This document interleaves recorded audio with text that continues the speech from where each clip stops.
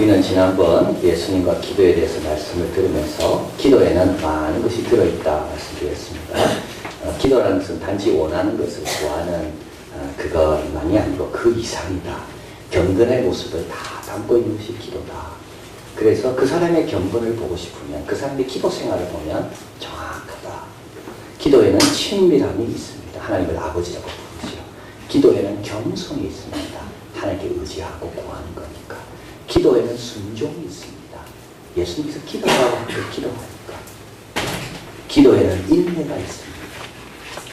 쉬지 말고 계속 낭망차고 기도하니까. 기도에는 사명이 있습니다. 기도 여러 제목들을 내가 듣고 그걸 가지고 기도하니까. 그래서 예수님을 가리켜서 예수님은 기도의 사람이다. 그게 우연히 된 게 아닙니다. 예수님의 기도 속에 이런 많은 것이 다 담겨져 있기 때문에. 그리고 우리 예수님은 기도를 가르치셨다. 설교를 가르치신 적은 없지만 우리 예수님은 기도를 가르치셨다. 왜냐하면 기도하는 모습 가운데 이게 다 함께 실현되고 실천되기 때문에.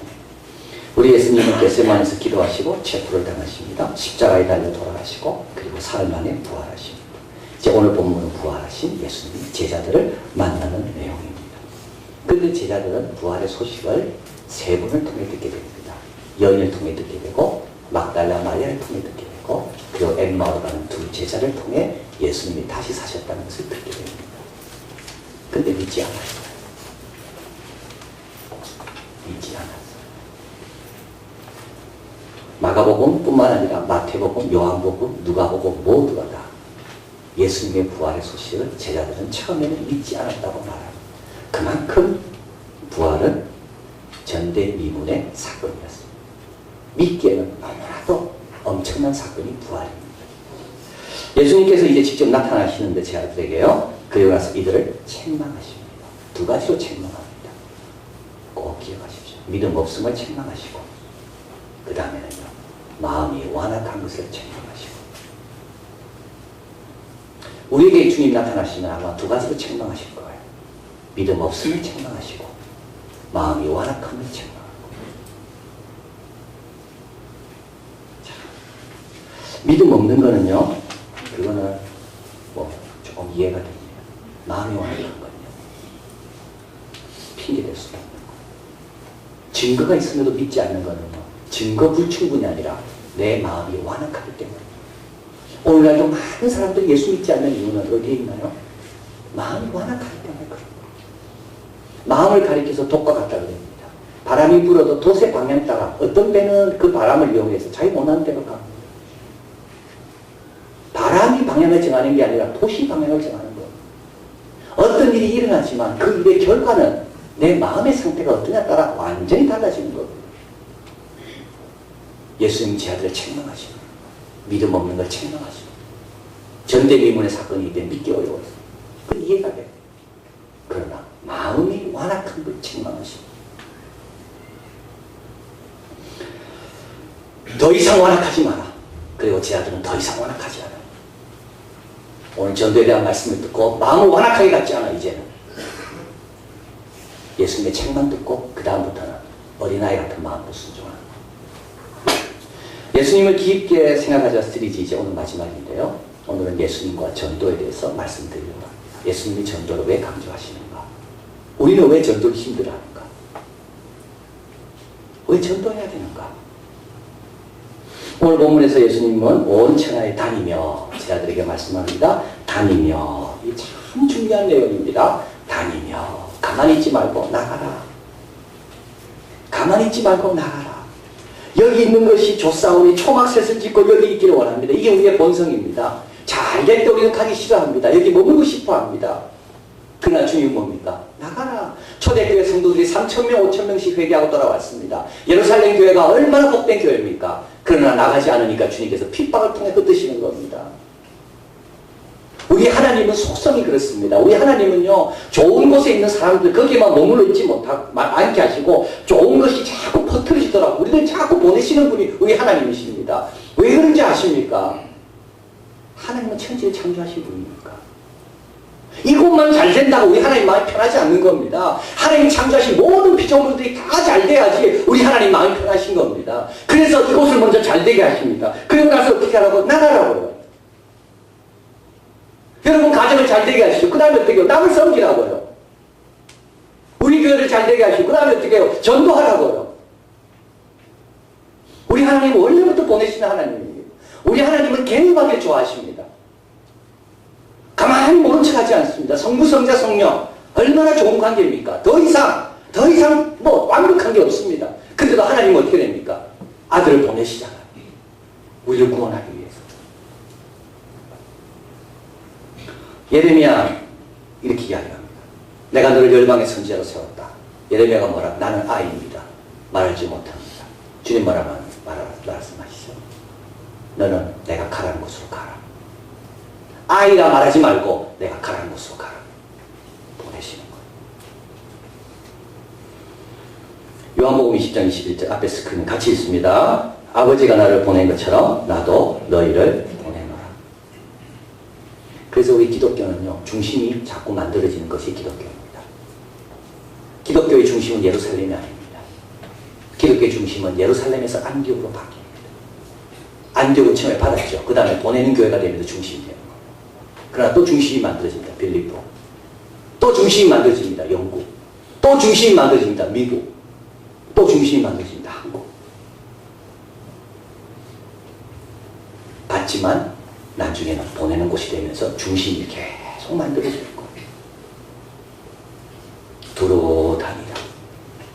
그러므로 너희는 가라. 가만히 있지 마라. 가라. 이거 띄고 좀 가라. 가만히 있지 마라. 그리고 주님께서 가야 될 이유를 말씀하죠. 만민에게 복음을 전파하라. 왜냐하면 우리에게는 그들에게 전해 복된 소식이 있기 때문에 가라고 말씀하는 겁니다. 소식이 없는데 말을 가겠어요. 가서 뭘 전할 게 있어야 가는 거죠. 복음이란 말은 바벨론 포로 그때 나온 단어입니다. 바벨론 포로가 70년 동안 바벨론에 살고 있습니다. 이스라엘 백성. 그들의 고레스 왕이 이스라엘 백성들은 예루살렘으로 올라가서 성전을 지어 좋다는 걸 선포하게 됩니다. 이게 굿뉴스인 겁니다. 야, 우리에게 고국으로 돌아갈 기회가 왔구나. 이제 가서 예배를 드릴 수가 있구나. 성전을 지을 수가 있구나. 이게 허락받았구나. 이 소식이 굿뉴스, 복음인 겁니다. 그래서 시편을 말합니다. 우리가 꿈꾸는 것 같았더라. 우리에게 뭐가 있다고요? 복음이 있다. 여러분, 이 안에 복음이 있습니다. 이걸 듣고 와서 간증을 듣고 그 가정이 변화될 놀라운 하나님의 축복과 말씀이 이 안에 숨겨져 있는 겁니다. 오늘 만민이라는 말이 참 중요합니다. 만민에게 이게 복음은요 특징이 있습니다. 복음의 특징은 만민을 위한 겁니다. 복음의 축복을 누리지 못할 사람은 아무도 없습니다. 모든 사람이 다 복음을 받아들이면 변화될 수 있는 게 복음인 겁니다. 첫째는 유대인에게 또는 헬라인에게. 유대인은 누군데요? 종교심이 아주 뛰어난 민족이죠. 헬라인은 철학적 사고와 이성이 아주 뛰어난 민족입니다. 헤브라이즘과 헬레니즘, 서양을 바치고 있는 두 기둥 아닙니까? 근데 그들도 뭐라고요? 그들도 복음을 믿어야 되는 거예요. 죄수도 환자도 다 그들을 위한 복음인 거예요. 만민에게 복음을 전파해요.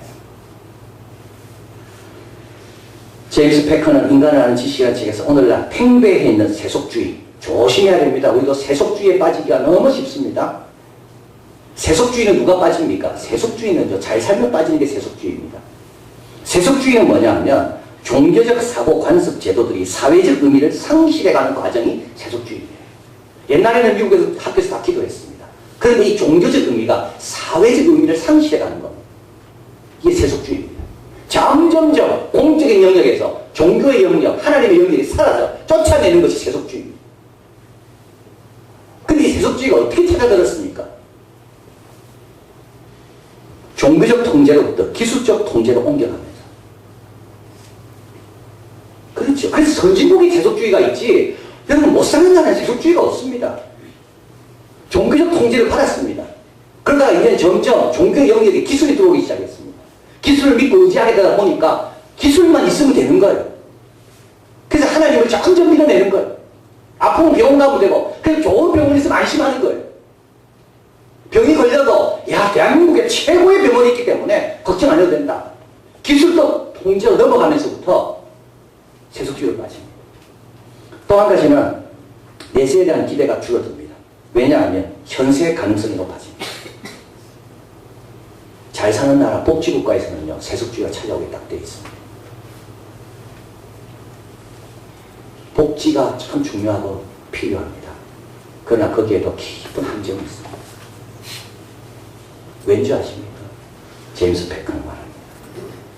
외부 문화가 어떻게 변하든 인간의 본성은 근본적으로 변하지 않고 있기 때문에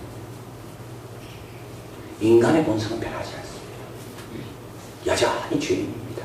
여전히 상처받고 상처주고 여전히 자기만 알고 여전히 힘이 주어지면 힘을 제대로 사용하지 못하고 인간의 본성은 하나도 변한 것이 없습니다. 단지 하나님을 믿어낼 뿐이죠. 하나님을 믿어낼 뿐이죠.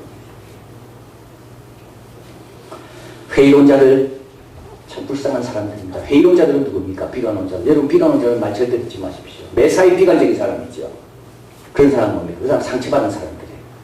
상처받았기 때문에 어떻게 됩니까? 희망을 부서뜨리려는 사람들이에요. 비관론자들은요, 특징이 있어요. 뭔가 희망을 잡으려고 하면 그 희망은 의미 없다고 희망을 부서뜨린 사람이 비관론자들이에요. 근데 이유가 있죠. 본인이 상처받았기 때문에. 제임스 패커는 말합니다. 문을 여는 열쇠를 잃어버린 것이 아니라 열어야 할 문이 없다고 생각하는 자.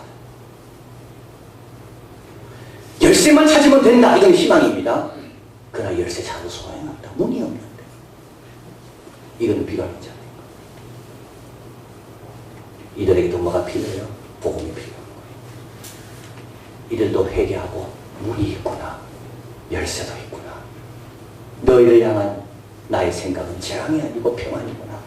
이 병이 누구 때문인가? 내 죄 때문인가? 우리 부모 죄 때문인가? 하나님의 영광 때문이구나.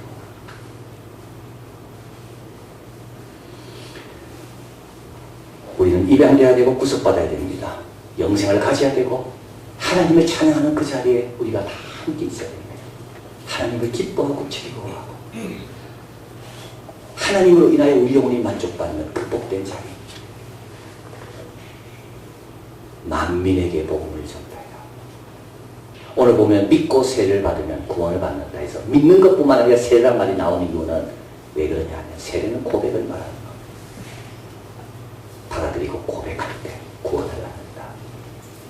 자, 그래서 우리 예수님은 가라 말씀하시고요. 만민에게, 이 복음은 만민을 위한 복음이다. 만민에게 가라. 그리고 마지막으로 또 뭘 말씀합니까? 믿지 않는 사람은 정죄를 받는다. 우리 같이 한번 7절, 16절 같이 있습니다. 믿고 세례를 받는 사람은 구원을 얻을 것이요 믿지 않는 사람은 정죄를 받으리라. 여기에 믿고 세례를 받으면 구원을 얻고, 이 고백이라 이야기하고 있습니다. 그리고 믿지 않는 사람은 정죄를 받는다. 여기서 정죄를 받는다는 말은 그냥 정죄받으니까 잘됐다. 내가 전한 거 믿지 않아서 그렇게 생각하라는 뜻이 아닙니다. 여기서 믿지 않는 사람이 정죄를 받으니 얼마나 더 우리가 기도하고 얼마나 더 불쌍히 여기고 얼마나 더 노력해야 될까? 그 여기서 이야기하는 거예요. 구약의 선지자 가운데, 구약의 인물 가운데 이방 땅에 가서 복음을 전한 사람은 요나밖에 없습니다. 요나도 가기 싫어했어요. 요나도 가기 싫어했어요. 근데 하나님께서 요나를 억지로 보내지. 고래배 속에 빠뜨리고, 그래서 요나를 회개하게 만드시고, 그리고 아수르에서는 니느웨로 보내시고, 그래서 요나가 니느웨 가서 복음을 회개를 전합니다. 니느웨 백성이 다 회개합니다. 요나서 4장에 보면 이런 내용이 나옵니다. 요나가 니느웨 성읍에 나아가 그 성읍 동쪽에 앉았습니다. 거기서 자기를 위하여 초막을 지었습니다. 성읍에 무슨 일이 일어나는가 보려고 그늘에 앉았습니다.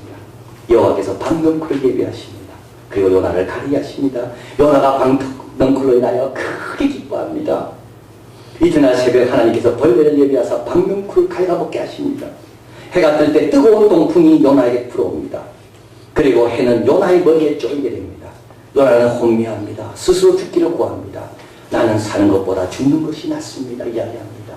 이때 하나님이 요나를 향해 요나에게 뭐라 말씀합니까? 내가 이 방명쿨로 말미암아 성낸 것이 어찌 오르냐. 야, 여러분, 네가 방명쿨로 인하여 성낸 것이 어떻게 오르냐? 네가 방명쿨이 있고 없고 따라서 나는 살 가치가 있고 살 가치가 없다고 네가 판단하느냐? 주님 말씀합니다. 네가 수고도 아니하였고 배양도 아니하였고 하룻밤에 났다 하룻밤에 망한 이 박넝쿨을 네가 아꼈거든. 하물며 이 큰 성읍 니느웨에 좌우를 분별치 못하는 자가 12만 여명이요 육축도 많이 있나니 내가 아끼는 것이었지 합당치 않느냐. 우리는 박넝쿨 인생입니다. 박넝쿨을 기도하고 삽니다. 박넝쿨이 잘못되면 힘이 없어하고 박넝쿨이 잘되면 교만해하고 열심을 내는 것도 박넝쿨 때문이고 시험에 드는 것도 박넝쿨 때문이고 요나하고 똑같습니다. 모든 우리가 그렇습니다. 주님 말씀합니다. 네가 어찌 박넝쿨로 인하여 화내는 것이 합당하며 하루 있다 하루 사라지는 걸 위해 네가 그렇게 신경 쓰냐. 좌우를 분간하지 못하는 12만 명이 있는데 내가 어떻게 아까워하지 않겠는가. 믿지 않는 사람은 정죄를 받는다고 하는데도 내 마음이 얼마나 참 아프겠는가. 뭐 이 말씀이지. 성경은 앞에 있습니다. 성경 앞에 적어보겠습니다. 같이 읽겠습니다. 성경은 하나님의 마음으로부터 생겨나서 그분의 마음에서 우리의 마음으로 전달되는 것입니다. 전도가 왜 뿌리는 게 왜 이렇게 귀찮습니까? 하나님 마음이 없으니까 그래요.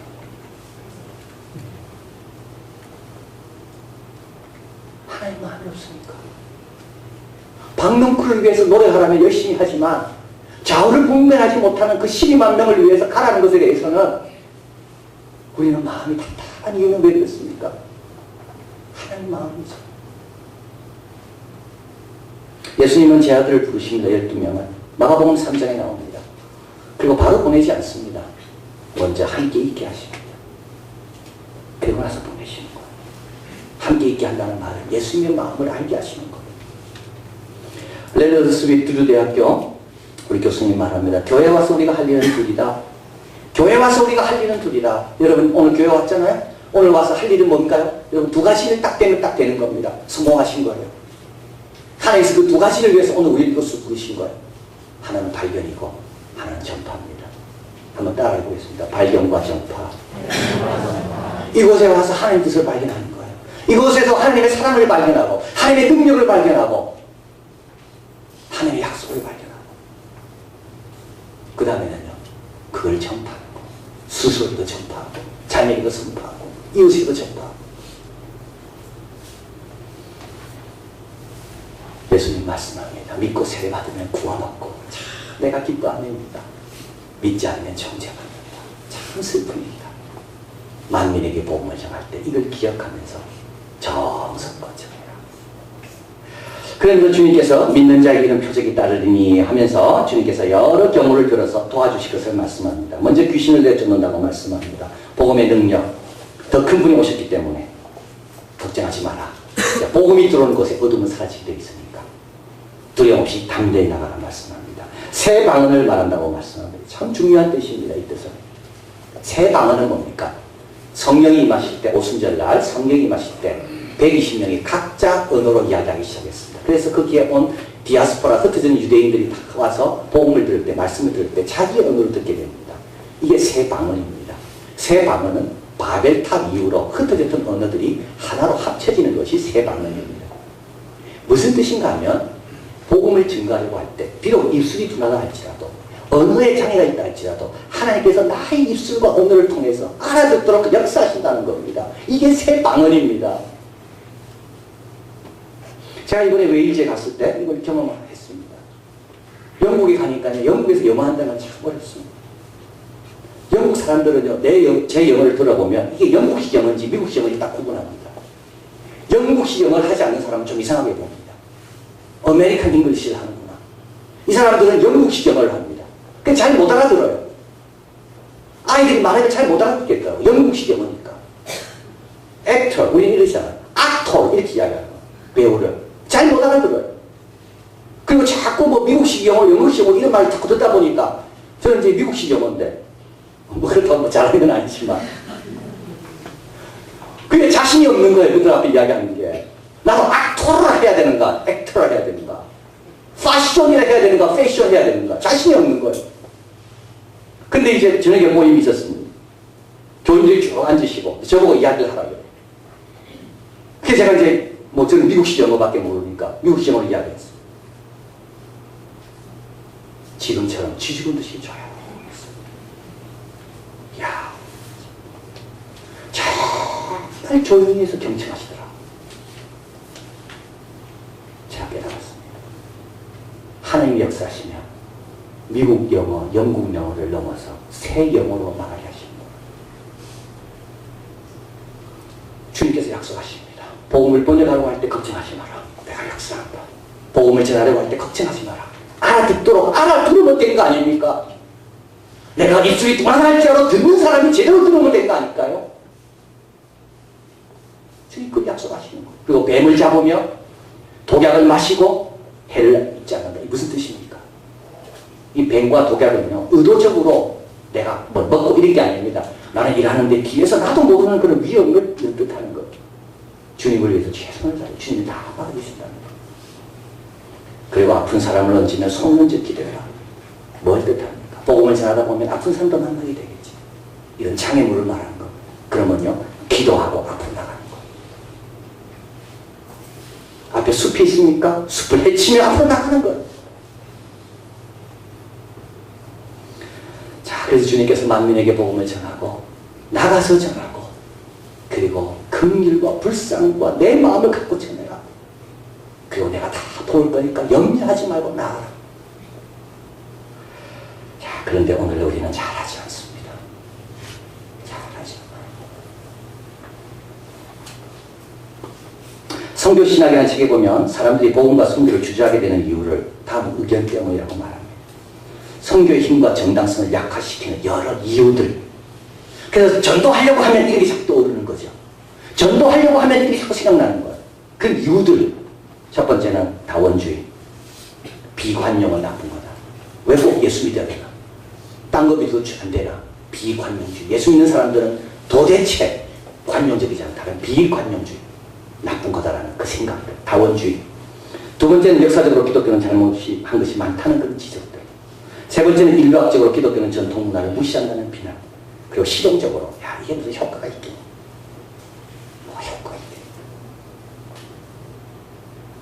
하나님이 땅에 떨어지면서 무슨 열매 맺겠네.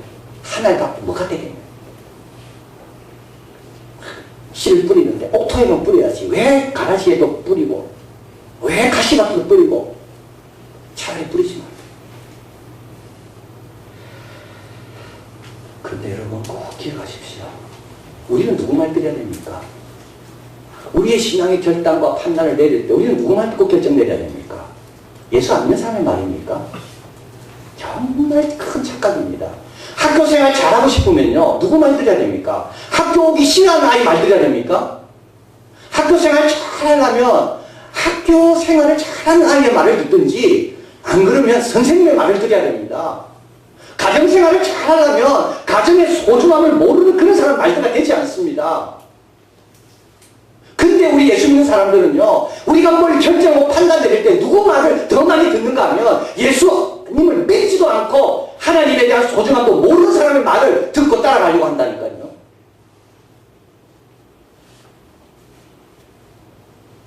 우리는 17살이 될 때까지 넌 할 수 없어, 넌 안 돼, 이런 말을 평균 15만 번 듣는다고 합니다.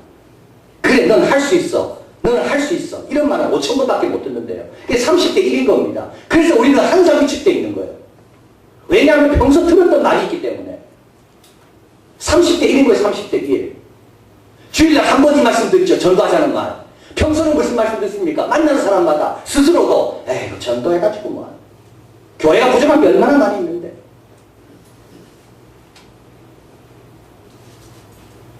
그런 말 신경 쓰지 마십시오. 학교 생활 잘하려면요, 모범생 말 들어야 되는 거, 선생님 말 들어야 되는 것처럼, 건강을 유지하려면 건강을 잘 신경 쓰는 사람 말 들어야 건강을 유지하는 것처럼, 신앙생활 잘하려면 주님의 말씀을 드려야 되는 거예요. 로마서 10장 같이 읽어봅니다. 전파하는 자가 없이 어찌 들으리요, 보내심을 받지 아니하였으며 어찌 전파하리요, 기록된 말은 답도다, 좋은 소식을 전하는 자들의 발이요. 주님은 뭐라 말씀하시나요? 내버려두라고 말씀합니까? 아닙니다. 좋은 소식을 전하는 자의 발이 참 아름답다. 이를 들고 나가는 자들의 발이 참 아름답다. 마음을 완악하게 먹지 않고 내가 시킨 대로 어린이처럼 순종하는 너의 모습이 참 아름답다.